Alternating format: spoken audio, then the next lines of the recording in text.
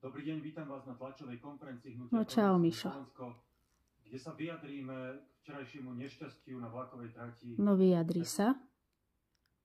Na úvod mi dovolte poďakovať všetkým záchranným zložkám, ktoré včera zasahovali. Tak jasné, to musíš povedať, omáčky. Policajtov, železničiarov, Ale o čo ti ide však? O čo ti vlastne ide? Mi dovolte vyjadriť prianie a nádej, že všetci tí, čo boli včera zranení, sa zo svojich zranení čo najskôr a natrvalo vystrápia. Ale jak to ideš využiť ty?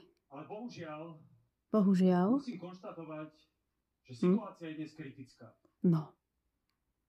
Vláda Tu je Roberta Fica koreň veci, no. nedokáže garantovať ľuďom na Slovensku ani tú základnú bezpečnosť. Možno si zopakujme tie fakty, lebo tie Tak hovoria o sami za čo ti ide vlastne? Od tých ľudí, dva vlaky na hlavnej trati z Košíc do Bratislavy, alebo o čo? bolo v nich 800 ľudí. Alebo koho zase chceš diskreditovať? Veľká časť pasažierov boli študenti, ktorí prichádzali... Ti nahrala na smeč tá skoro tragédia. A tá zrážka to nebolo nejaké malé ťuknutie. 80 ľudí. Ty si už len ťuknutý do hlavy. 10 z nich zostáva hospitalizovaných. Boli to zlomeniny, rozbité hlavy, vážne poranenia brucha či hrudníku. No vidíš, ale ako to dokážeš využiť ty? Že nedošlo k tragédii a k vyhasnutiu ľudských životov. No veď chvála Bohu. Ďalší dôležitý fakt.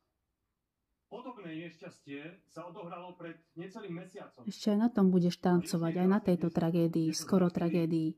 Dva rýchliky blízko Rožňavy. 90 ľudí museli ošetriť, 7 skončili v kritickom stave. No.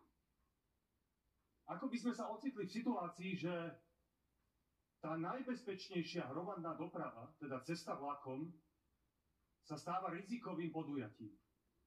Ako by sme si mali zvykať na to, že ľudia sa budú báť. Veď ale o toto ti ide, o toto ti ide.